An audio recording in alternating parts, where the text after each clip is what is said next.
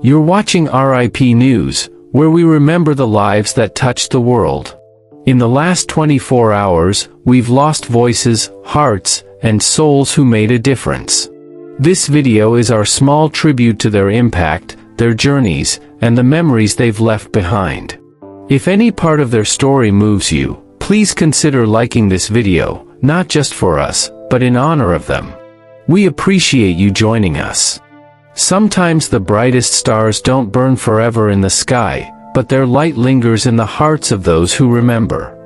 She wasn't just a beautiful face of the golden era, she was a voice, a soul, a symbol of quiet rebellion wrapped in charm. Her presence was magnetic, her talent undeniable. She stood next to giants, Elvis Presley, Cary Grant, Jerry Lewis, but never let their shadows dim her light. This is the story of Joan O'Brien, a woman who carved her own space in a dazzling but demanding world, then stepped away on her own terms, still unforgettable. Born on February 14, 1936, in Cambridge, Massachusetts, Joan's journey began far from the glamour of Hollywood. Her family moved to California, where her passion for music took root early. As a child, her voice stood out, pure, strong, emotive. She wasn't chasing fame, she was chasing expression. By the time she was in high school, Joan had already found her calling in singing, and the dream was real. Her earliest years in show business weren't in front of a movie camera, they were in music studios and nightclubs. Joan became a professional singer, performing with country legend Bob Crosby and becoming a featured vocalist on the popular variety show The Bob Crosby Show. It was here she honed her craft and learned the delicate balance between talent, timing, and television. But Joan's ambitions didn't stop at singing. She wanted to act, not as a decoration, but as a storyteller. And in the late 1950s, she broke through into the film industry, quickly gaining recognition for both her striking beauty and natural acting talent. Her breakout role came opposite Elvis Presley in the 1963 film It Happened at the World's Fair. As Nurse Diane Warren, she wasn't just another pretty love interest, she brought warmth and depth to the screen. Working with Elvis, who was already a global phenomenon, could have been overwhelming. But Joan held her own with poise and subtlety that made her performance unforgettable. She followed that success with roles in Operation Petticoat, 1959, alongside Cary Grant and Tony Curtis, and in The Comancheros, 1961, opposite John Wayne. These were A-list, powerhouse productions, and Joan was right there in the center, commanding attention without ever demanding it. Yet, behind the Hollywood sparkle, there were struggles. Joan was working in an industry where women were often typecast and undervalued. She was talented, but Hollywood rarely gave her the chance to fully stretch that talent. She had to fight for every meaningful role, every line that mattered. And when she wasn't offered the part she deserved, she didn't compromise, she chose dignity over desperation. Her goals were never about the spotlight for its own sake. She wanted longevity, respect, and a career she could be proud of. And when Hollywood began to change in the mid-1960s, Joan made a bold move, she walked away.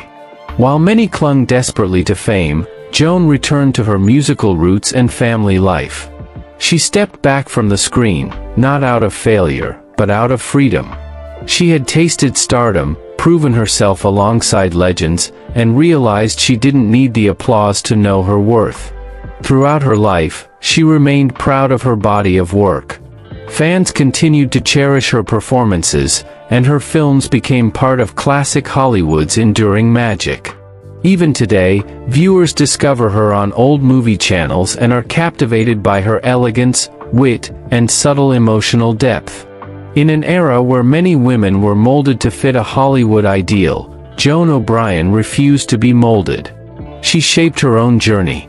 Her legacy is not just in the movies she made, but in the choices she made outside the frame, choosing quality over quantity, purpose over popularity.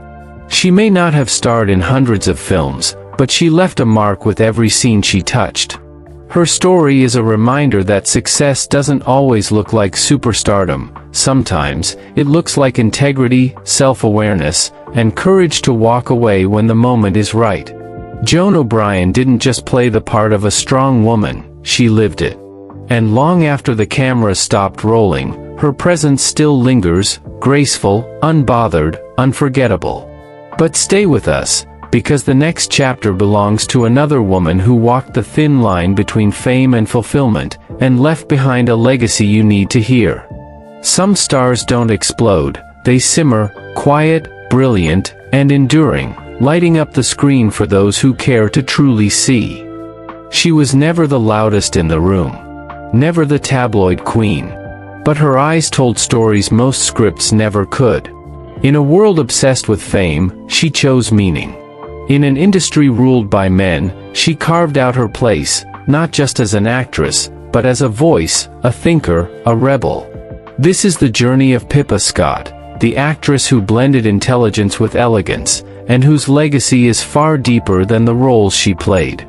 Born on November 10, 1935, in Los Angeles, California, Pippa didn't come from obscurity. Her father was screenwriter Alan Scott, and her aunt was the glamorous actress Laura LaPlante. But growing up in the shadow of Hollywood didn't mean she had a clear path. In fact, it made the journey harder. Expectations were high, and carving an identity in an industry that already knew you could be stifling. Pippa wasn't interested in fame for fame's sake. She studied seriously, attending Radcliffe College, Harvard's sister school, and then training at the Royal Academy of Dramatic Art in London. While many were chasing quick fame, Pippa was pursuing craft. She wanted to understand storytelling from the inside out. That discipline would define her career. Her acting debut came with a bang. She appeared in John Ford's The Searchers, 1956, one of the most iconic westerns of all time, opposite John Wayne. For many, that would be a peak. For Pippa, it was just the beginning. She brought sensitivity and complexity to the role of Lucy Edwards, standing out in a film dominated by masculine energy and frontier violence. Shortly after, she was cast in the television drama The Virginian, and in Maverick, Perry Mason, Have Gun, Will Travel, and Mr. Lucky. Throughout the late 1950s and early 1960s, she was a staple of American television, delivering subtle, intelligent performances that kept her steadily in demand. But she was never interested in just being a pretty face on a screen. She wanted to use art as a way to reflect truth.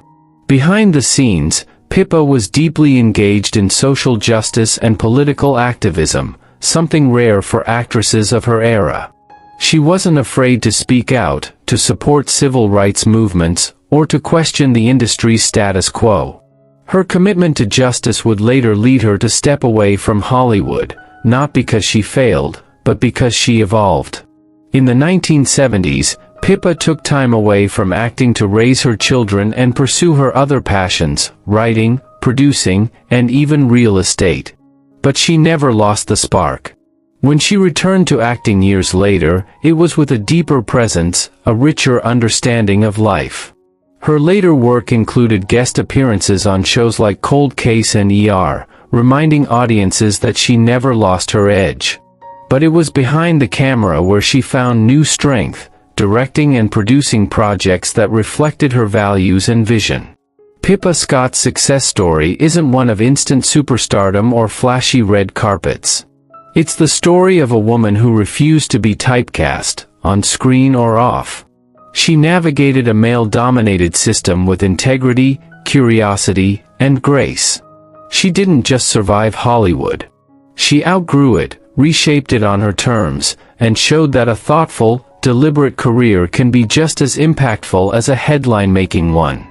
Her life reminds us that real strength doesn't always roar, it often whispers. It stays the course. It balances family and art, truth and performance. And in Pippa's case, it lasts decades. Now well into her later years, she remains respected and admired, not just for what she gave to film and television, but for who she chose to be when the cameras weren't rolling. Pippa Scott is a quiet icon. A woman of depth in a shallow business. A student of humanity. A teacher in her own right.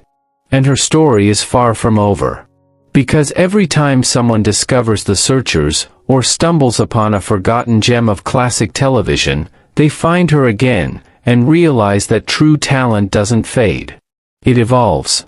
But stay close, because in the next story, we'll uncover another artist who defied the odds, broke the rules, and left behind a legacy worth remembering.